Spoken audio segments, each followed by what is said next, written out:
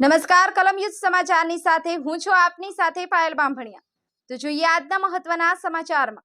જૂનાગઢ જિલ્લાના માંગરોળ તાલુકામાં આવેલ અતિ પૌરાણિક શ્રી કામનાથ મહાદેવ મંદિર।